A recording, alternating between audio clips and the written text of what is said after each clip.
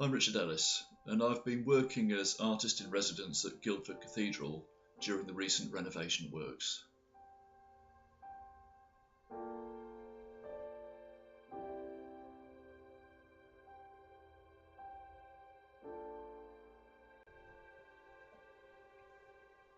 Being an architectural photographer, the obvious starting point was to study the building before any construction work started.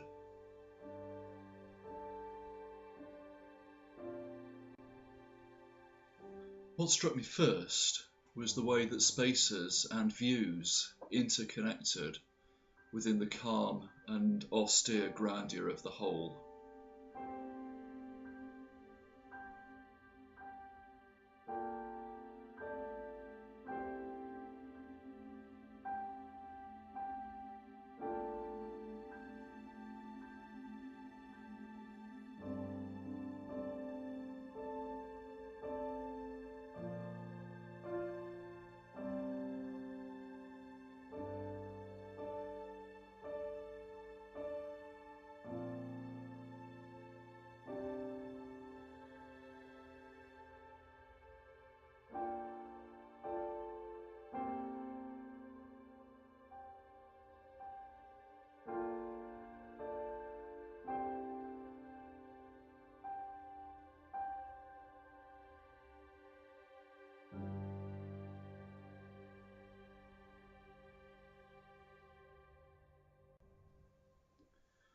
Unusually for a cathedral, the design is very unified, and for example, the detail of the cross motif, the interlocking cross, on the drape in the Lady Chapel is repeated in the luminaire and also on the floor of the choir.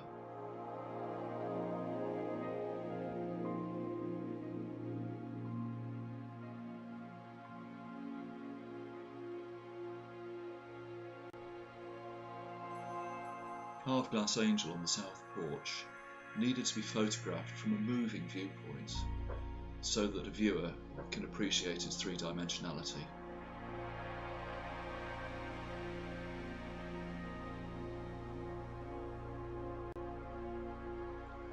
The temporary electronic organ and console were already in place when I started the residency. And here we see the original pipes in storage in the military chapel. Stacked chairs with kneelers on display give us snapshots of the array of donors who have been involved with the cathedral over the decades. Over time, I was able to explore some lesser known spaces, such as the belfry and tower stairs.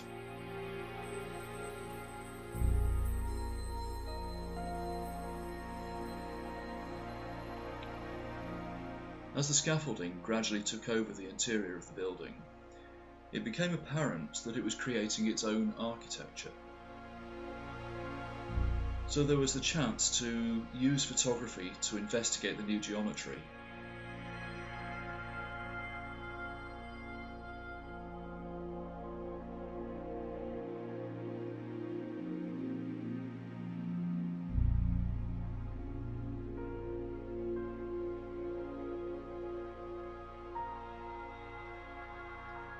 In some cases, this led to a Piranesi-like redefinition of space, and in others, some spectacular and vertiginous views were created.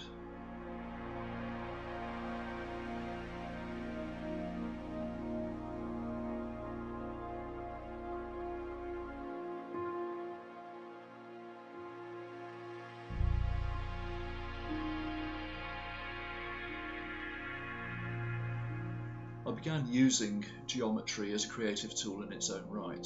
So for example, here we have two images overlaid to create a cross motif. They're both wide angle images looking up at the ceiling. And in a similar vein, these three black and white images taken on a 5:4 view camera are actually mirror images, both horizontally and in some cases vertically.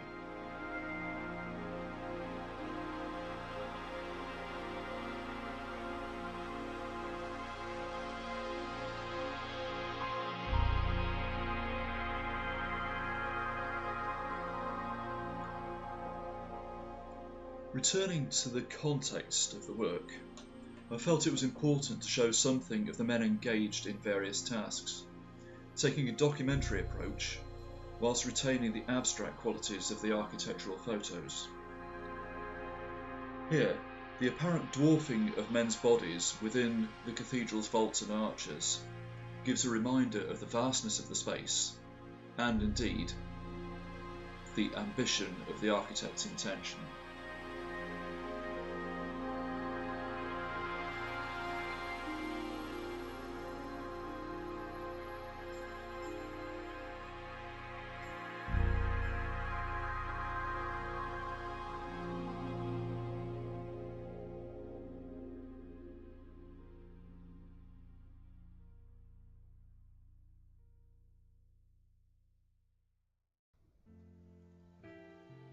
A remarkable aspect of the renovation work is that the building was kept open as a place of worship throughout the process.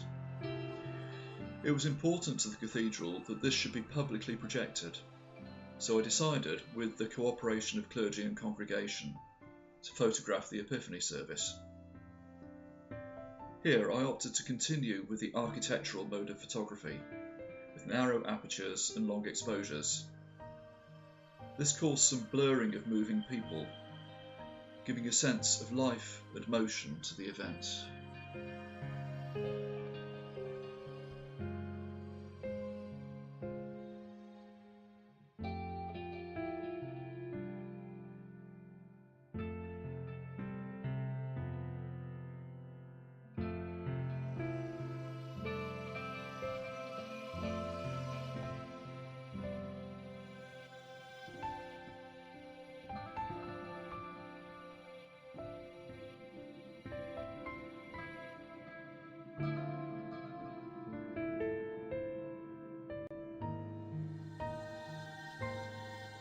The cathedral, like its Gothic predecessors, was conceived as a temple of light, and from the outset I was aware of the progress of light through the building.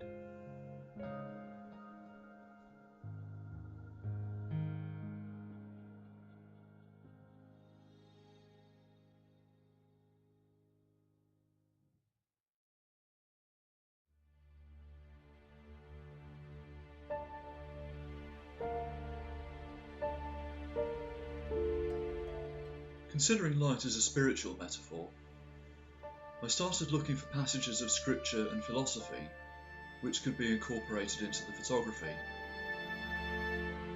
and discovered a wealth of material was to be found from many sources.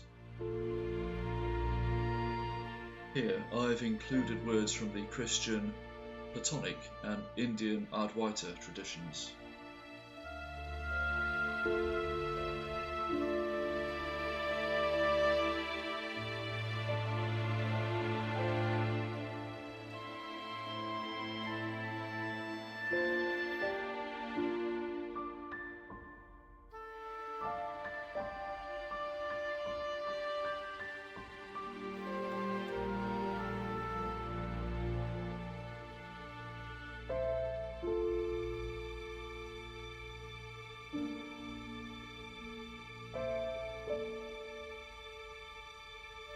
I began to investigate ways of incorporating directly text into the symbolism of the building.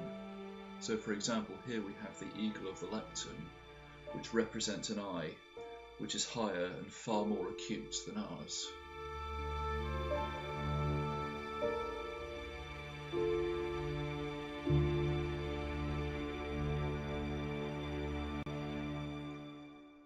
The next stage was one of refinement, with an attempt to use Photoshop techniques to make the added words appear to be part of the original building fabric.